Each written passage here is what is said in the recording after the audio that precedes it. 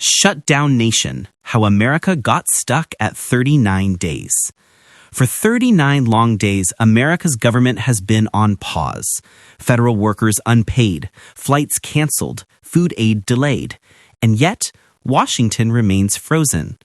I'm your host, and today on Pie Uncut, we're breaking down the longest government shutdown in U.S. history, how it began, why it refuses to end, and what it reveals about the deep political paralysis defining 2025. Segment 1, The Stalemates at the Capitol. It's hard to imagine a more surreal image than senators spending a rare Saturday in session debating Obamacare again while millions of Americans go hungry, travelers are stranded in airports, and federal workers drain their savings. But that's exactly where the U.S. Senate found itself this weekend. The latest spark? Democrats, fresh from a wave of coast-to-coast victories in the midterms, proposed a one-year extension of Affordable Care Act tax credits to reopen the government. Within half an hour, Republicans dismissed it as, quote, dead on arrival. President Trump, instead of leading negotiations in Washington, jetted off to Mar-a-Lago, tweeting orders from Florida while agencies in D.C. went dark. Segment 2, Hunger and Grounded Flights. The consequences are no longer confined to federal workers.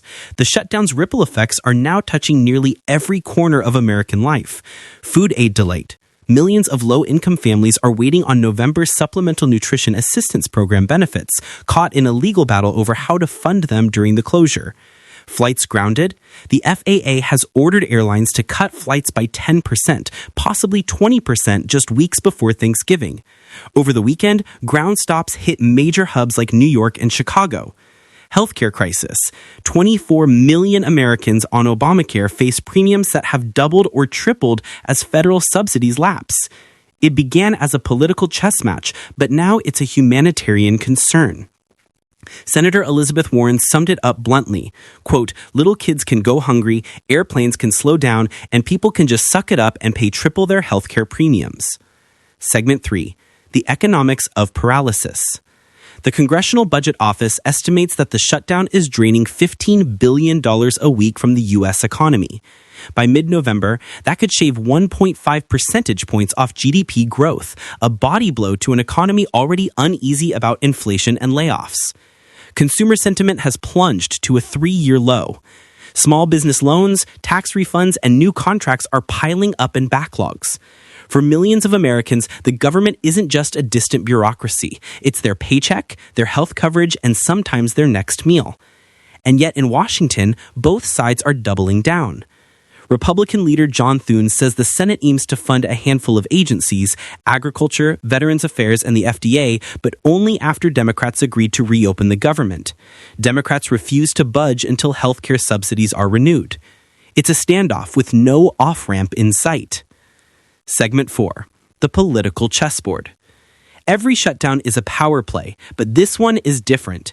It's happening after an election that Democrats see as a mandate. They flipped governorships and legislatures across the map, and they believe voters told them, fight for affordability, fight for health care. Republicans, on the other hand, see this as their moment to finally rewrite Obamacare, a mission that has eluded them since Trump's first term. Senator Lindsey Graham was defiant on the Senate floor. We are not going to extend this for a year. We are going to replace this broken system. The problem? Republicans still don't have a replacement plan. They tried dozens of times to repeal the ACA during Trump's first term and failed every time. So the same ideological trench warfare continues while ordinary Americans become collateral damage. Segment 5, The Optics and the Polls. Here's the irony. Even as Republicans hold firm, the polls are not on their side. According to a KFF health poll, 74% of Americans, including half of Republicans, support extending the ACA tax credits. An NBC News survey shows 52% blame Trump and congressional Republicans for the shutdown. But Democrats aren't winning universal sympathy either. 42% blamed them for prolonging the crisis. It's a public relations stalemate. Each side insists the other is holding America hostage. And as usual, the truth is caught somewhere in the middle. A Congress that can't govern and a president who won't mediate. Segment 6, The Human Toll. Behind the numbers are real lives unraveling. Picture this: a TSA worker in Chicago, 5 weeks without pay, now relying on food banks to feed her kids. A small-town farmer waiting for an agriculture department loan that may never arrive. A diabetic veteran whose prescription costs just doubled because his ACA subsidy expired. These are not hypotheticals. They are the human costs of legislative gridlock. The shutdown has also become a national stress test. How much dysfunction can Americans endure before they demand change? Every day, the pain compounds. Federal contractors are missing paychecks, travelers are canceling flights, food pantries are overwhelmed. The shutdown that began as a political game is slowly morphing into an economic emergency. Segment 7. What history teaches. If history is any guide, shutdowns end not with principle, but with exhaustion. In 2018, it took 35 days before both sides agreed to a short-term deal that fixed nothing. In 2025, we've already crossed that mark, and the political will to compromise appears even weaker. The modern shutdown has become a ritual of dysfunction, a performative standoff used to signal ideological purity to each party's base. In the long run, this erosion of basic governance may be more damaging than any temporary budget cut. Because once the public starts accepting government paralysis as normal, democracy itself starts to decay. Segment 8. Trump's shadow. President Trump's role in all this is emblematic of his second term, highly visible yet strategically absent. He chastised lawmakers to not leave town, then left town himself. He urges compromise but undercuts it with social media posts. He has turned the art of deal-making into the art of delay. For Trump, every crisis is an opportunity to project strength.